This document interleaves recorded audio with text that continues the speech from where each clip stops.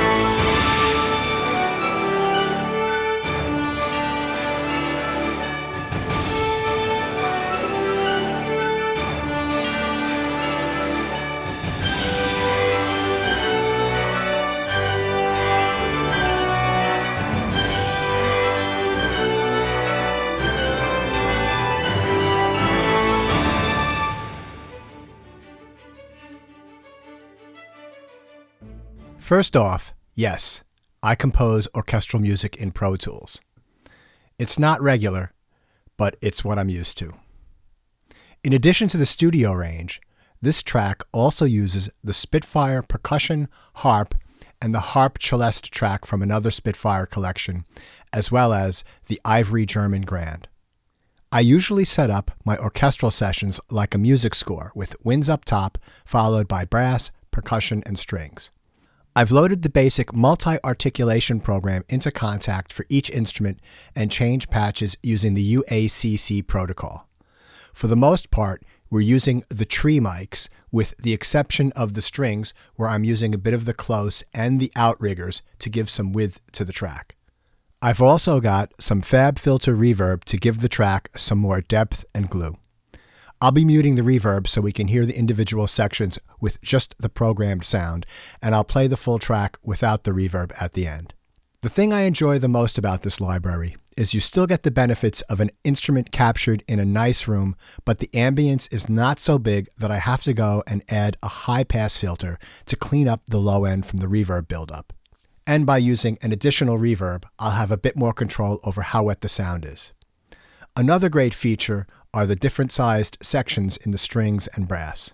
This track does not use every instrument or articulation in the library, as that isn't the purpose of the video, but I think you'll still get a really good overview of how it sounds.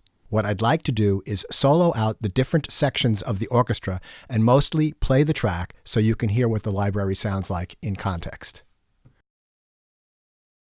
Okay, so let's take a listen to the high strings.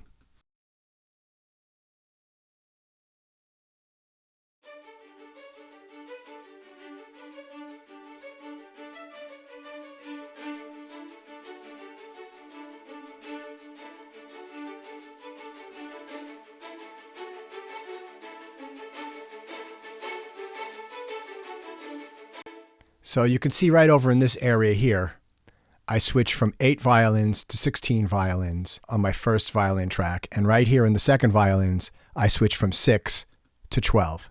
And I do the similar thing with the violas from 6 to 12.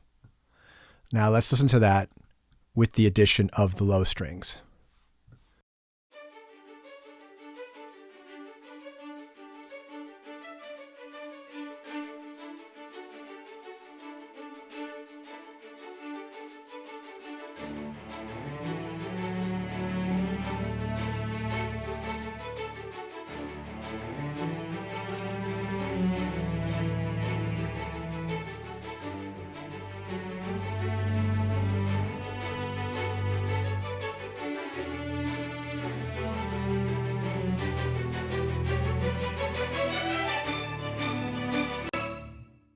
What's really nice is having a very small first violin section, as I do on this track here, with just 4 players.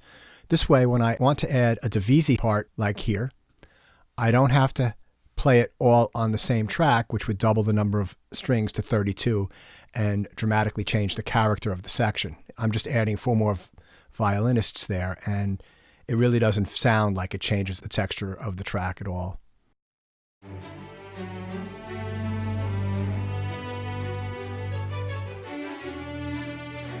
Right. To me, it sounds just like a divisi section, maybe a little fuller, but not anything that's over the top.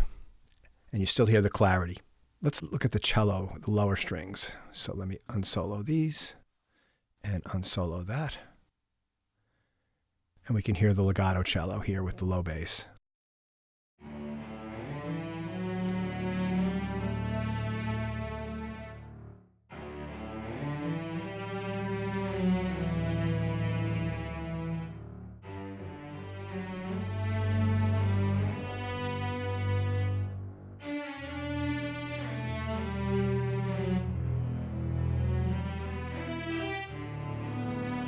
Now, one thing with the cellos is that you only get the portamento with 6 cello legato. With the full cello section, you don't get the portamento in the legato programming yet. Spitfire is always giving updates, so maybe that's in the plans for a future update. And it would be really nice to have 12 cellos with that portamento, but this works really well as it is. Let's listen to the brass this time. So I've got quite a lot of brass here. Notice I've got 2 solo trumpets, 2 trumpets, I've got 2 solo horns and 4 horns. And then I've got 2 trombones, 2 bass trombones, contrabass trombone, tuba, and cimbasso. The cimbasso comes in right here at the beginning of the cello melody.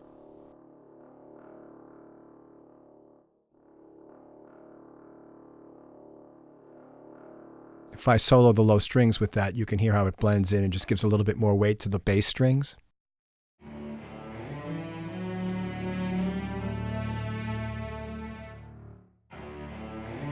And back in, out, coming back in,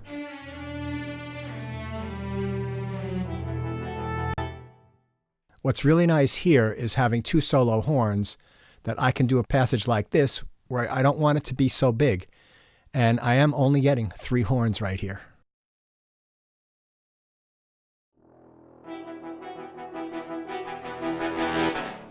Well, let's mute those. I like that. Now when I add the 2 trombones playing the lower parts of that, it's nice because it sounds like 4 trombones.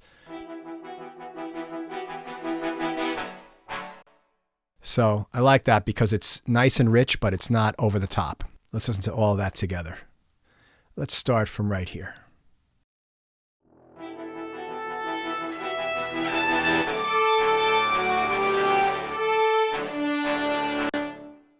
The other thing, too, that's nice is right here when I have these 2 trumpets playing solo.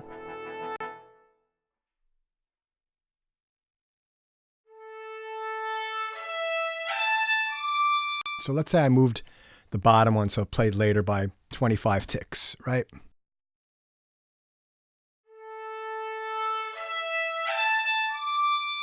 That's nice because it gives us the feeling of 2 distinct players as opposed to just 2 trumpets where every note is exactly played together. So that's a really nice option to have, and that's why having these soloists is really a great feature of this library.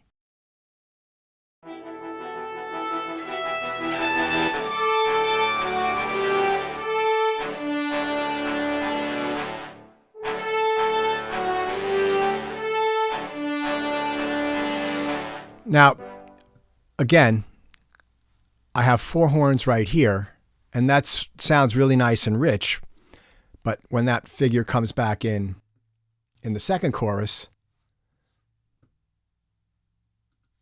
I have the 4 horns and I can add the 2 soloists, so now I have 6 horns, and that's a really great way to add some texture to your orchestrations.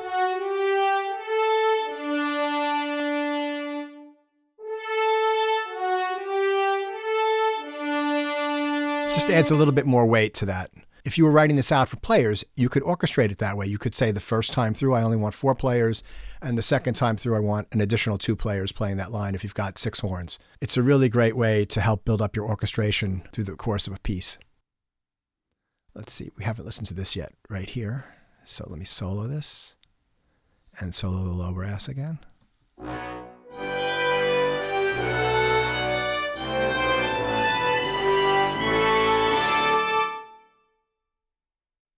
All right, so that's a good look at the brass. Let's go to our woodwinds. I wanted this to sound like a large wind section, so I didn't really use too many soloists for the main food groups. So in other words, I've got 3 flutes, I've got 3 oboes, I've got 3 clarinets instead of the soloists. So let's take a listen to those upper winds.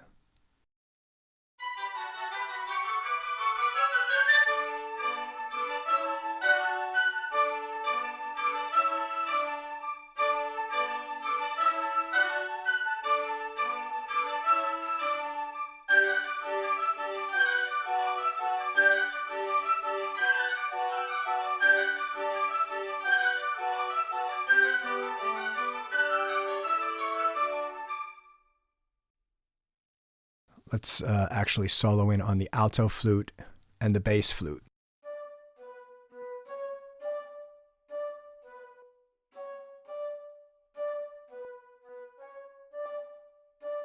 With the English horn.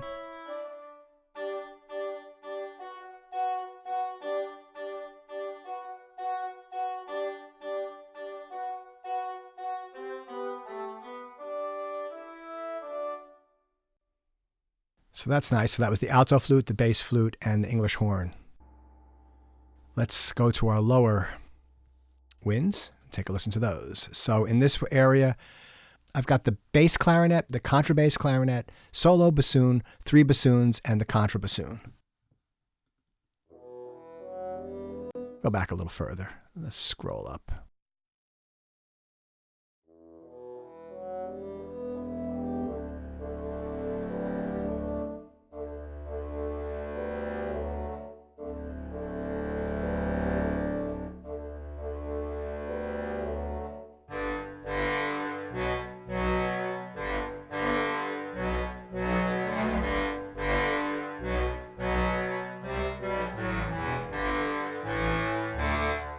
So on some of these low notes, like on the contrabassoon, right, you can really hear that it's resonating. And with the contrabass clarinet,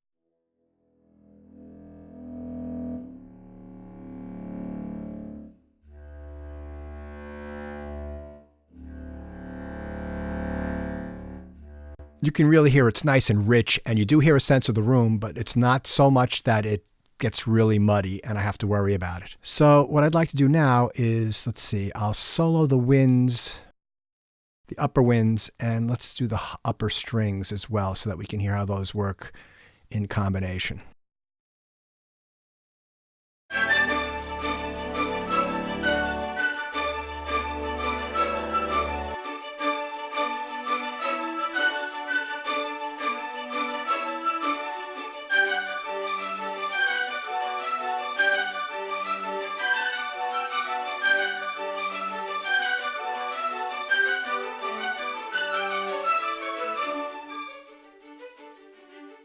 Okay, let's go back to the full view.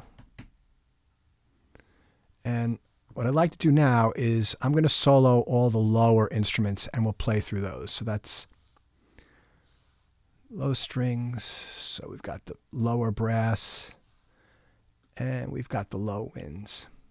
So we can hear how they all sound when they're playing together. So let's go back a little further. So we'll start a measure or two before the chorus.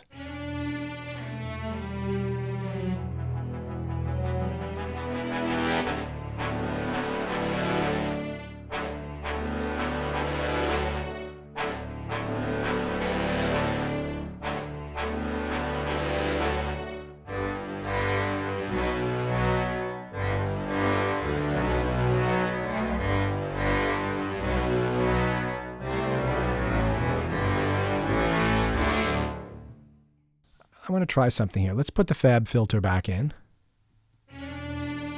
Take a listen.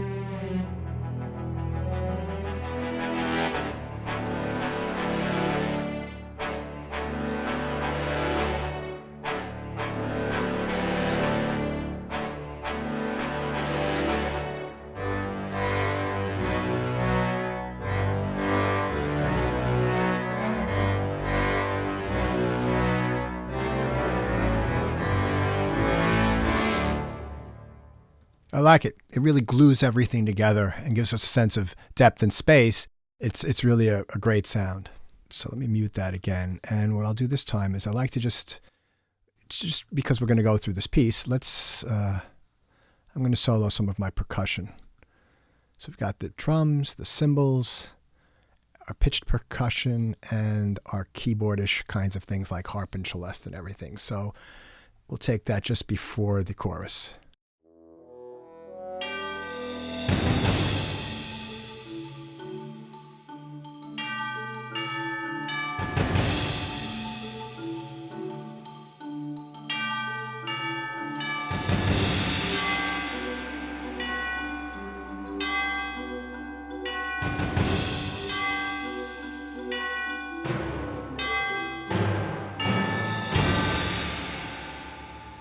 So it's interesting, the Joby Burgess percussion was recorded in the larger hall, and you can really hear there's a sense of depth there in a way that's not in the rest of the track, but it still fits in really well with the other instruments. Let's unsolo everything and play it maybe in the most dense area of the track.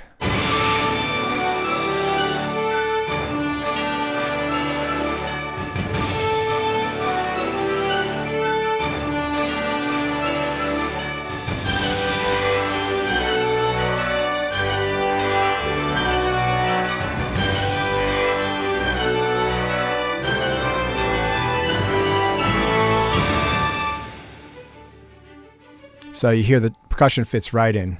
It doesn't sound like it was recorded in a space that has no relationship to the space that the rest of the sampled library was recorded in. What I'd like to do now is solo the piano, harps, and all the pitched percussion, and the high strings, and the high winds, so we can listen to that motor and how that all fits together.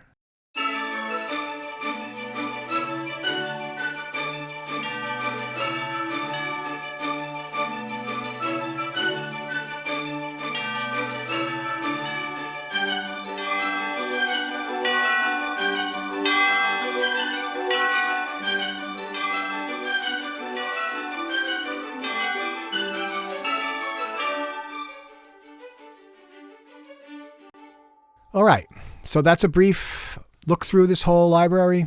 I'm going to play the piece from the beginning again, this time without the fab filter. If you've made it this far, thanks for watching. If you like this content and you're interested in any of the other things I do, solo piano performances, ambient synth jams, music education, music technology, and film scoring, please subscribe, like this video. Any questions, put them in the comments below. I'd be happy to answer any questions you have. Thank you so much for listening and for watching, and have a great day. And I'll play you out with the entire track.